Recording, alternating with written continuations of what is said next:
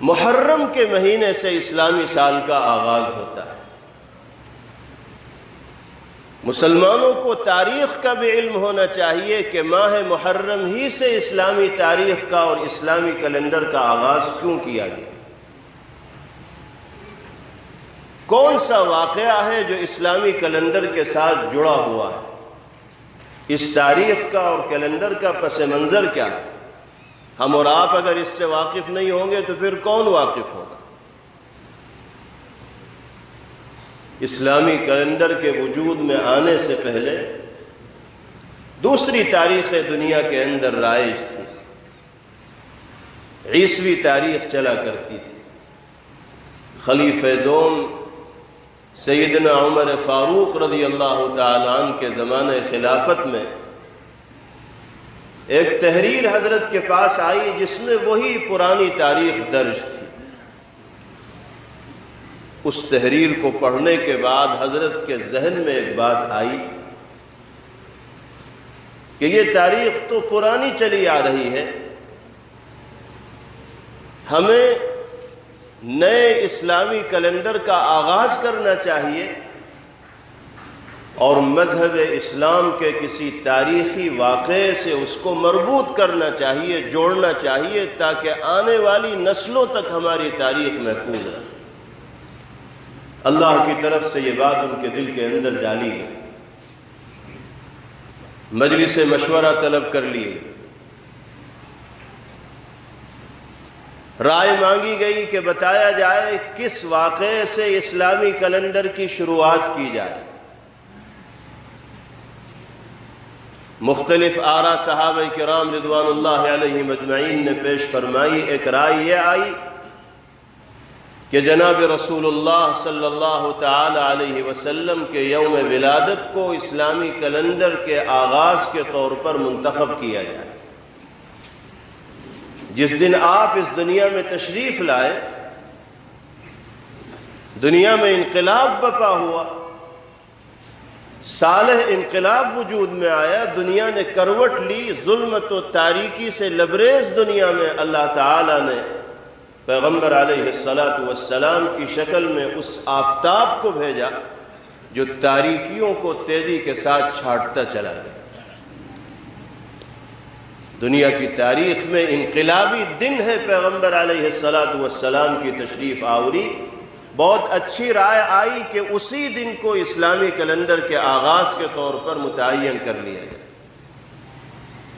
لیکن یہ رائے بے اتفاق رائے طے نہ ہو سکی۔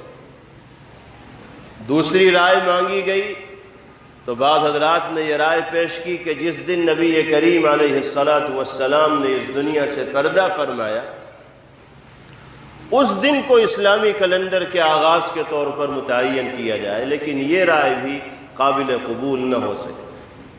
تیسری رائے پیش کی گئی کہ جس دن پیغمبر علیہ السلام منصب نبوت و رسالت پر فائز ہوئے، اس دن کو اسلامی کیلنڈر کے آغاز کے لیے منتخب کر لیا جائے، لیکن یہ رائے بھی منظوری حاصل نہ کر سکی۔ چوتھی اور آخری رائے خلیفہ رابع سیدنا حضرت علی ابن ابی طالب کرم اللہ وجہہ نے پیش فرمائی کہ جس دن جناب رسول اللہ صلی اللہ تعالی علیہ وسلم نے مکہ مکرمہ چھوڑ کر مدینہ منورہ جانے کا ارادہ فرمایا ہے، سفر ہجرت فرمایا ہے، واقع ہجرت کو اسلامی کیلنڈر کے آغاز کے لیے متعین کیا۔ یہ رائے ایسی تھی کہ سب لوگ اس پر متفق ہو گئے۔ حضرت عمر رضی اللہ تعالیٰ عنہ کی تصدیق و تصویب بھی اس رائے کو حاصل ہو گئی، اور یہ طے کر دیا گیا کہ اب اسلامی کیلنڈر کا آغاز پیغمبر علیہ السلام اور صحابہ کرام رضوان اللہ علیہم اجمعین کے واقع ہجرت سے منسوب ہوگا۔ ہجرت کا یہ واقعہ پیغمبر علیہ السلام کا اگرچہ ماہ ربیع الاول کے اندر پیش آیا، لیکن ارادہ آپ نے محرم ہی کے مہینے میں فرما لیا تھا اس لیے باہمی مشورے سے محرم ہی کے مہینے کو سال کا پہلا مہینہ قرار دیا گیا، اس لیے کہ یہ مہینہ پہلے سے سال کا پہلا مہینہ جانا جاتا ہے۔ اس میں تبدیلی نہیں کی گئی، منسوب کر دیا نبی کریم علیہ السلام کے سفر ہجرت کے ساتھ، کیونکہ نیت اور ارادہ آپ نے ہجرت کا ماہ محرم الحرام میں فرمایا تھا، اور عملی جامہ پہنانے کا موقع ماہ ربیع الاول میں ملا۔ ہجرت کا جو واقعہ ہے اس کی حیثیت محض ایک قصے کی، ایک داستان کی، ایک واقعے کی نہیں، بلکہ اس واقعے میں اللہ رب العزت والجلال نے قیامت تک آنے والے اہل ایمان کے لیے ایک واضح پیغام کو چھوڑا ہے، اور اسی واضح پیغام پر عمل کرنے میں ہر مومن و مسلمان کے لیے کامیابی و کامرانی پوشیدہ ہے اور چھپی ہوئی۔ ہر نئے سال کی آمد ہمیں پیغمبر علیہ السلام اور صحابہ کرام رضوان اللہ تعالی علیہم اجمعین کے واقعے ہجرت کی یاد دلاتی، اور ہجرت کے اس واقعے سے جو جذبہ ملتا ہے وہ ہم سب کے لیے درس ہے، ہم سب کے لیے عبرت ہے، ہم سب کے لیے سبق ہے، ہم سب کے لیے مشعل راہ ہے۔ جب مکہ مکرمہ میں اہل ایمان کے لیے زمین تنگ کر دی گئی، ظلم و ستم کے پہاڑ ان کے اوپر توڑے جانے لگے، ہر طرح کی زیادتی ان پر روا کی جانے لگی، صحابہ کرام رضوان اللہ علیہم اجمعین دشمنوں کی ان دشمنیوں سے تنگ آ گئے، فتنہ پروروں کے فتنے سے پریشان ہو گئے، تو پیغمبر علیہ السلام سے اجازت مانگی کہ یا رسول اللہ، اگر آپ کی اجازت ہو تو ہم اپنے مذہب پر عمل کرنے کے لیے کسی ایسے ماحول کے اندر چلے جائیں جہاں ہمیں ان دشمنوں کی دشمنیوں کا سامنا نہ کرنا پڑے، آزادی کے ساتھ ہم اپنے مذہبی شعائر پر عمل کریں۔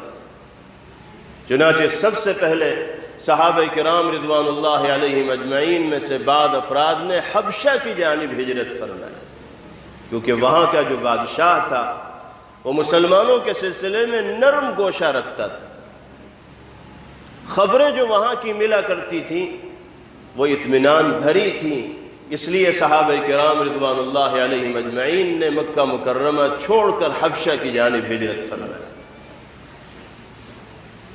پھر حج کے موقع پر مختلف علاقوں سے جو وفود آیا کرتے تھے، جناب رسول اللہ صلی اللہ علیہ وسلم ان سے ملاقات فرماتے تھے اور اسلام کی ان کو دعوت دیا کرتے تھے۔ پہلی مرتبہ مدینہ منورہ سے جو وفد آیا، پیغمبر علیہ السلام نے ان سے ملاقات کی، اسلام کی دعوت ان کے سامنے پیش کی، اللہ کا نظام ان کے سامنے بیان کیا، ان کے دل میں اللہ کے نبی صلی اللہ علیہ وسلم کا پیغام گھر کر گیا، اور 11 آدمی مشرف باسلام ہو کر مدینہ منورہ واپس ہوئے۔ وہاں جا کر ان لوگوں نے نبی کریم علیہ السلام کی تعلیمات کو اپنے ساتھیوں کے سامنے بیان کیا، اسلام کی حقانیت کو اور ایمان کی نورانیت کو لوگوں کے سامنے ذکر کیا، تو اور لوگوں کے دل متاثر ہوئے۔ اگلے سال پھر یثرب سے اور مدینہ منورہ سے حج کرنے کے لیے لوگوں کا قافلہ آیا، پیغمبر علیہ السلام نے پھر ان سے ملاقات کی، ان کو بھی اسلام کی دعوت دی، ان میں سے بھی 12-13 لوگوں نے اسلام قبول کیا۔ رفتہ رفتہ مدینہ منورہ میں غیور اہل ایمان کا جتھا اور جماعت تیار ہونے لگا، اور ماحول تیار ہونے لگا مسلمانوں کے لیے آزادی کے ساتھ اس علاقے میں رہنے کا اور اپنے مذہبی شعائر کو ادا کرنے کا۔ جب ماحول سازی ہو گئی تو صحابہ کرام رضوان اللہ علیہم اجمعین نے رفتہ رفتہ پیغمبر علیہ السلام کی اجازت سے مکہ مکرمہ چھوڑ کر مدینہ منورہ جانا شروع کر دیا، یہاں تک کہ جو صحابہ ہجرت کر کے حبشہ چلے گئے تھے وہ بھی واپس آئے، اور انہوں نے حبشہ سے بہتر مقام اپنے لیے مدینہ منورہ کو تصور کیا۔ جب صحابہ کی جماعتیں مدینہ منورہ کی طرف جانے لگیں تو وہ کفار مکہ، وہ دشمنان دین جو ان صحابہ کو تختہ مشق بنائے ہوئے تھے، ان کو تشویش اور پریشانی لاحق ہوئی کہ اگر یہ سب کے سب مکہ مکرمہ چھوڑ کر چلے جائیں گے تو ہم قتل و خون کی ہولی کس کے ساتھ کھیلیں گے، ہم ظلم و جبر کس کے اوپر کریں گے، ہمارا جو تختہ مشق تھا وہی ہمارے ہاتھ سے نکل جائے گا۔ تو انہوں نے بڑی کوششیں کی، بہت لالچ دی صحابہ کرام رضوان اللہ علیہم اجمعین کو، لیکن اللہ نے ان کے دلوں میں ایمان کا وہ جذبہ راسخ کر دیا تھا کہ اس کے تقاضے پر عمل کرنے کے لیے وہ سب کچھ تج دینے کو اور قربان کرنے کو تیار ہو چکے تھے۔ نہ وہ اپنے وطن کو وطن سمجھ رہے تھے، نہ کاروبار کو کاروبار سمجھ رہے تھے، نہ رشتہ داروں کو رشتہ دار تصور کر رہے تھے۔ اللہ کی رضا کے لیے آخری درجے کی قربانی پیش کرتے ہوئے ترک وطن کا انہوں نے ارادہ کر لیا تھا، اور ایک ایسے علاقے کو اپنا مسکن بنانے کا فیصلہ کیا تھا کہ جہاں نہ ان کا کوئی برادری والا تھا، نہ خاندان والا تھا، نہ ان کا کوئی کاروبار تھا، نہ ان کا کوئی شناسہ تھا، صرف اللہ کی ذات پر بھروسہ کرتے ہوئے دین کی خاطر قربانی کے جذبے کو پیش نظر رکھ کر صحابہ کرام رضوان اللہ علیہم اجمعین نے رخت سفر باندھا۔ نبی کریم علیہ السلام ابھی ہجرت نہیں فرما رہے، کیونکہ اللہ کی طرف سے آپ کو ہجرت کا حکم نہیں ملا۔ صحابہ نے اجازت مانگی، آپ نے اجازت دے دی، لیکن پیغمبر علیہ السلام اللہ کی طرف سے ہجرت کے اجازت کے منتظر ہیں۔ جب ملأ اعلیٰ سے اجازت ملے گی تو نبی کریم علیہ السلام بھی رخت سفر باندھے۔ کفار مکہ کو یہ بھنک لگ گئی کہ اب وہ وقت بھی قریب آنے والا ہے کہ محمد عربی صلی اللہ علیہ وسلم بھی مکے کی سرزمین کو چھوڑ کر اسی سرسبز و شاداب علاقے میں چلے جائیں گے جہاں ان کی جماعت کے لوگ جا رہے ہیں، جہاں ان کے جانثار و فداکار جا رہے ہیں۔ اور پریشانی ان دشمنان دین کو یہ تھی کہ اللہ نے محبت محمد کی زبان میں وہ تاثیر دی ہے، وہ مٹھاس دی ہے، وہ چاشنی دی ہے کہ یہ جہاں جائیں گے لوگوں کو اپنا گرویدہ بنا لیں گے۔ مدینہ منورہ اگر یہ پہنچے تو مدینہ والے ان کے غلام بن جائیں گے، اور ان کی تو پوری جماعت تیار ہو جائے گی اور یہ ہم سے مقابلے کی صلاحیت رکھنے والے بن جائیں گے۔ ان کو اس کی تشویش اور پریشانی ہو رہی۔ چنانچہ دار الندوہ میں کفار مکہ کی میٹنگ بیٹھی کہ کیا کیا جائے، کیسے اس مہم کو سر کیا جائے اور مسلمانوں کی اجتماعیت کو پارا پارا کیا جائے، قبل اس کے کہ پیغمبر علیہ السلام مکہ چھوڑ کر اپنے ساتھیوں کے ساتھ ملیں اور ہمارے خلاف مضبوط زمین تیار کریں۔ ہمیں کوئی بڑا فیصلہ کر لینا چاہیے۔ مشورے میں رائے مانگی گئی کہ بھئی کیا کرنا چاہیے، اس لڑائی کو کیسے لڑنا چاہیے۔ تو ایک رائے یہ پیش کی گئی کہ نبی کریم علیہ السلام کو جلا وطن کر دیا جائے، شہر بدر کر دیا جائے۔ ابلیس لعین بھی اس مجلس میں ایک بوڑھے نجدی کی شکل میں آ کر بیٹھ گیا تھا، اور سب سے زیادہ عمر رسیدہ وہ دکھائی دے رہا تھا۔ اس نے فوراً اس رائے کی مخالفت کی کہ اگر تم ان کو شہر بدر کر دو گے تو تمہارے منصوبے فیل ہو جائیں گے، وہ جہاں جائیں گے وہاں والوں کو اپنا بنا لیں گے، اور پھر ایک پوری مضبوط جماعت تمہارے خلاف تیار ہو جائے گی۔ اس لیے بھول کر بھی یہ فیصلہ مت کر لیں۔ چونکہ عمر رسیدہ تھا اور تجربے کار تھا، اس لیے لوگوں نے اس کی بات مان لی۔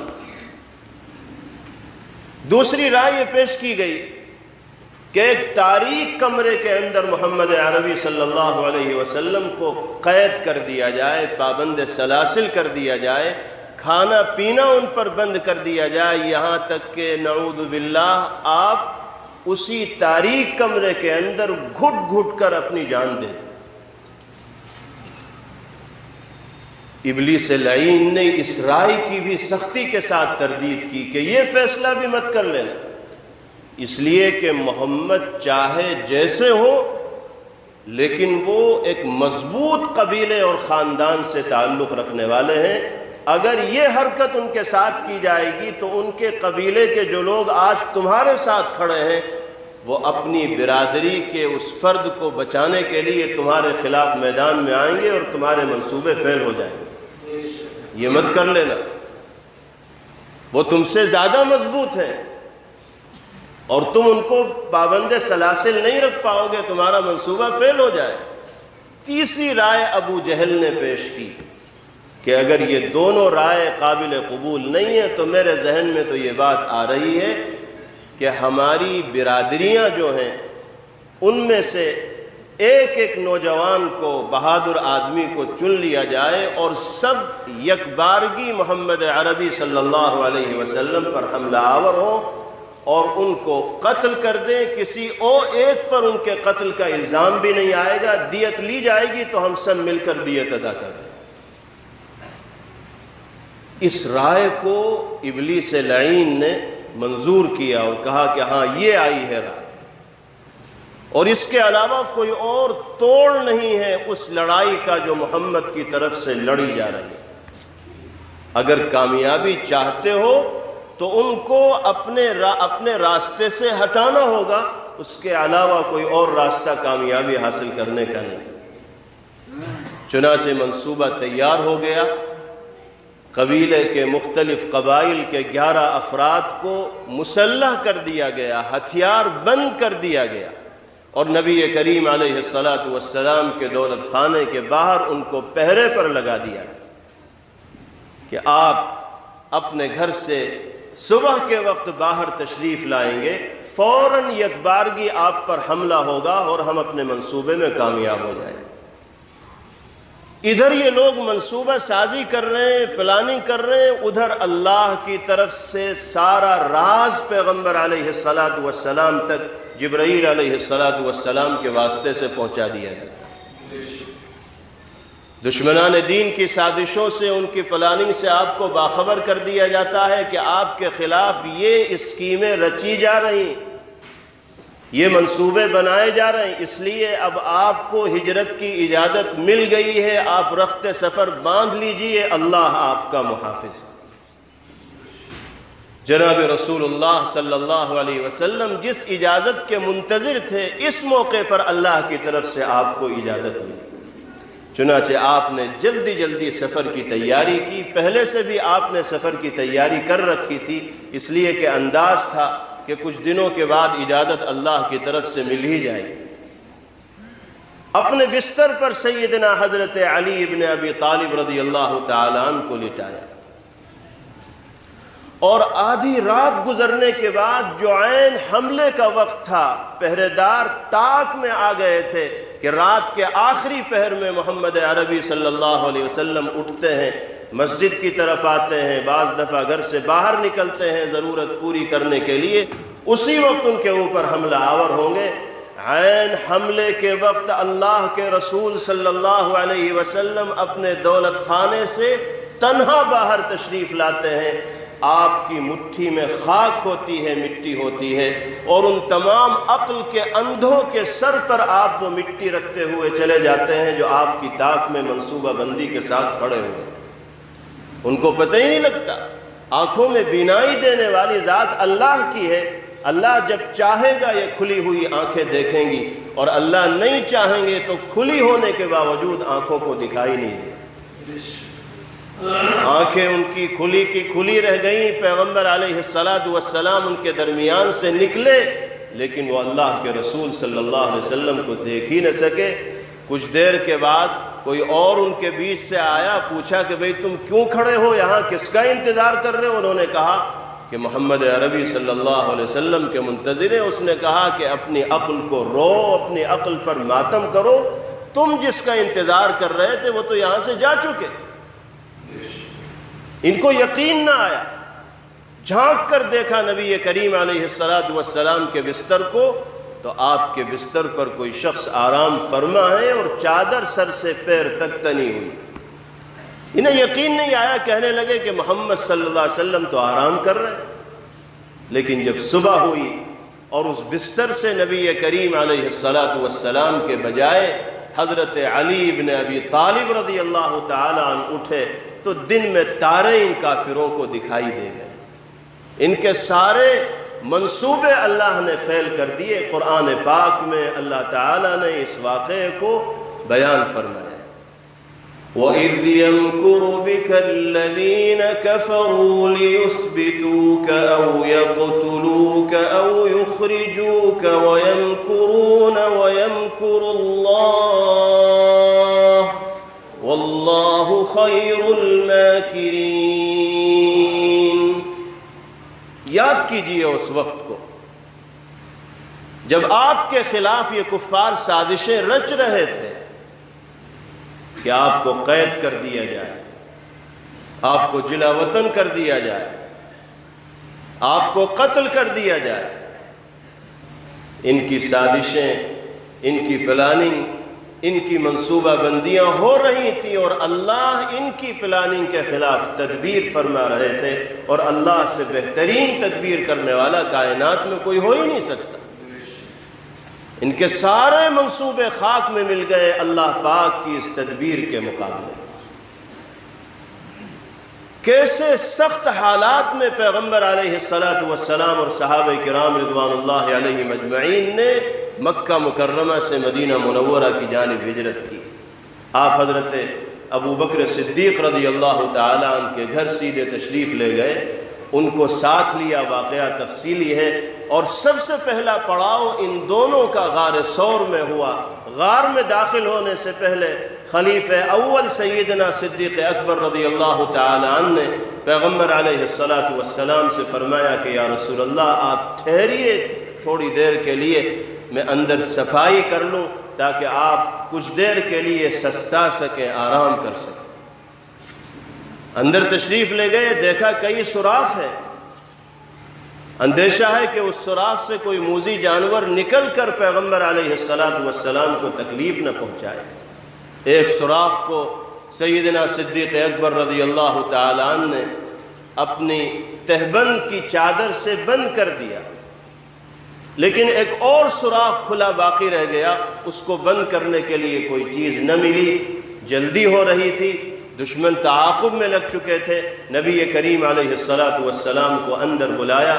سیدنا صدیق اکبر رضی اللہ تعالیٰ عنہ بیٹھے اور اس سوراخ میں جو کھلا ہوا تھا اپنا انگوٹھا ڈالا کہ کوئی موذی جانور اگر باہر نکلنے کی کوشش کرے تو میرے آقا کے جسم مبارک تک پہنچنے سے پہلے میرے انگوٹھے سے اس کا ٹکراؤ.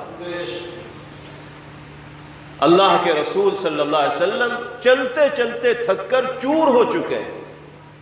جو لوگ غار ثور گئے ہیں، جنہوں نے غار ثور کی اونچائی کو دیکھا ہے، آج کے زمانے میں طاقتور سے طاقتور آدمی کے لیے اس غار تک پہنچنا بڑا مشکل ہو جاتا ہے، جبکہ بڑی سہولیات پیدا کر دی گئی ہیں، باقاعدہ راستے بنا دے گئے. اس زمانے میں جب کوئی راستہ نہیں تھا، سنگلاخ پہاڑی تھی، ہر جگہ کانٹے تھے، کس طرح نبی کریم علیہ السلام وہاں تک پہنچتے ہیں؟ تصور کرتے ہیں تو رونگٹے کھڑے ہو جاتے ہیں. آپ تھک کر چور ہو چکے ہیں. سیدنا صدیق اکبر رضی اللہ تعالیٰ عنہ تشریف فرما ہوتے ہیں اور اپنی ران پر پیغمبر علیہ السلام کا سر رکھواتے ہیں اور عرض کرتے ہیں کہ یا رسول اللہ آپ آرام فرما لیجیے. کیا محبت ہوگی سیدنا صدیق اکبر رضی اللہ تعالیٰ عنہ کے دل میں نبی کریم علیہ السلام کے سلسلے میں، ہم اور آپ سوچ بھی نہیں سکتے. فوراً پیغمبر علیہ السلام کو نیند آ جاتی، تھکے ہوئے. اللہ کا کرنا ایسا ہوتا ہے کہ جو اندیشہ اور خطرہ سیدنا صدیق اکبر رضی اللہ تعالیٰ عنہ کو محسوس ہو رہا تھا، وہی خطرہ سامنے آ جاتا ہے. اللہ کا نظام بھی عجیب ہے. وہ اپنے مقرب بندوں کو جیسی آزمائش و امتحان میں مبتلا فرماتے ہیں، عام بندوں کو ایسی آزمائش میں مبتلا نہیں فرماتے. اللہ کا کرنا ایسا ہوا کہ سیدنا صدیق اکبر رضی اللہ تعالیٰ عنہ کی ران پر پیغمبر علیہ السلام کا سر مبارک ہے اور بالکل سکون کے ساتھ سیدنا صدیق اکبر رضی اللہ عنہ بیٹھے ہوئے ہیں، کیونکہ تھوڑی سی بھی حرکت ہوگی تو پیغمبر علیہ السلام کی نیند میں خلل آ جائے گا۔ اسی دوران کوئی موذی جانور اس سوراخ سے باہر نکلنے کی کوشش کرتا ہے اور صدیق اکبر رضی اللہ تعالیٰ عنہ کے انگوٹھے میں کاٹ لیتا ہے۔ غیر معمولی تکلیف سیدنا صدیق اکبر رضی اللہ تعالیٰ عنہ کو ہوتی ہے، لیکن اس تکلیف کو ضبط کرتے ہیں، اپنے آپ پر قابو رکھنے کی کوشش کرتے ہیں، تکلیف کو برداشت کرتے ہیں، جسم کو ہلنے نہیں دیتے، کیونکہ ہلیں گے تو آقا کے آرام میں خلل پیدا ہوگا۔ اسی ضبط کرنے کے دوران آنکھوں سے آنسو کے چند قطرے چھلک کر پیغمبر علیہ السلام کے رخسار مبارک پہ گر جاتے ہیں۔ جس راز کو کھولنا نہیں چاہتے صدیق اکبر رضی اللہ عنہ، اس راز کو اللہ کھلوانا چاہتے ہیں، اور اللہ کا نظام ہے، اللہ کسی کے محتاج نہیں۔ صدیق اکبر رضی اللہ عنہ نہیں بتانا چاہتے پیغمبر علیہ السلام کو اپنی تکلیف، لیکن اللہ کو منظور ہے کہ پیغمبر علیہ السلام کے جانثار کا یہ صبر، یہ ضبط، یہ آزمائش، یہ امتحان، یہ قوت ایمانی، یہ جذبہ محبت آقا کے سامنے آئے۔ جب رخسار مبارک پر گرم گرم آنسوؤں کے قطرے پڑے تو اللہ کے رسول صلی اللہ علیہ وسلم کی فوراً آنکھ کھل گئی۔ سیدنا صدیق اکبر رضی اللہ تعالیٰ عنہ کے چہرے پر نگاہ پڑی تو پریشان ہو گئے، پوچھا کیا وجہ ہے؟ لازمی طور پر چہرہ متاثر ہوگا، اس لیے کہ موذی جانور نے کاٹا ہے اور غیر معمولی تکلیف کا احساس ہو رہا ہے۔ عرض کیا کہ یا رسول اللہ، میرے انگوٹھے میں کسی تکلیف دہ جانور نے کاٹ لیا ہے۔ پیغمبر علیہ السلام نے پوچھا کہاں کاٹا ہے؟ حضرت عائشہ صدیقہ رضی اللہ تعالی عنہا فرماتی ہیں کہ میرے والد محترم نے وہ جگہ بتائی جہاں اس موذی جانور نے کاٹا تھا۔